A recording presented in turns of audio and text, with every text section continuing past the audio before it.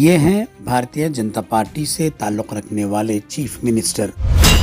جی ہاں، آپ نے بالکل ٹھیک سمجھا، یوگی آدتیہ ناتھ۔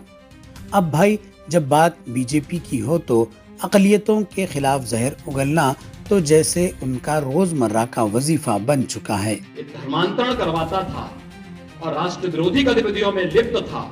لیکن یوگی بابا کا تو معاملہ ہی کچھ اور ہے۔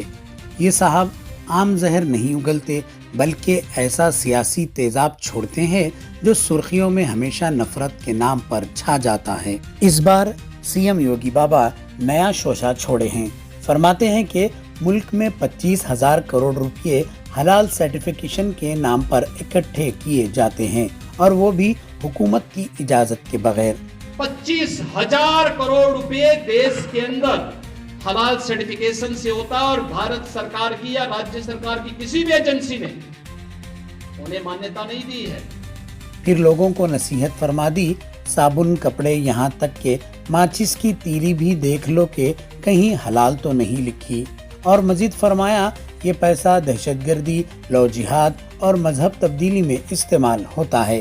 یعنی صاحب کے نزدیک اب ماچس جلانا بھی ملک دشمنی ہو گئی ہے۔ میں نے کہا بھی دیکھو نہیں کڑینتر ہے بھائی، میں نے کہا ماچس تو جھٹکا والا ہے، آپ ایک جھٹکے میں لگائیں گے تو تبھی آگ چلے گا۔ پھر یوگی بابا نے ایک نیا فتویٰ جاری کیا، سیاسی اسلام ہندوستان کو سب سے بڑا خطرہ قرار دے دیا۔ فرمایا کہ برطانیہ، فرانس کے ساتھ ساتھ سیاسی اسلام نے بھی بھارت کو نقصان پہنچایا۔ فرانس کے اپنیویش واد کے خلاف ہمارے پوروج لڑے تھے، لیکن راجنیتک اسلام کے خلاف بھی ہمارے پوروجوں نے لڑائی لڑی تھی۔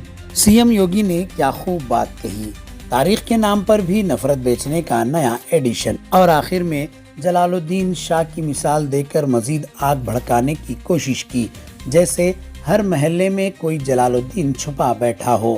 فرمایا آنکھیں کھلی رکھو، ایسے لوگ تمہارے آس پاس ہیں۔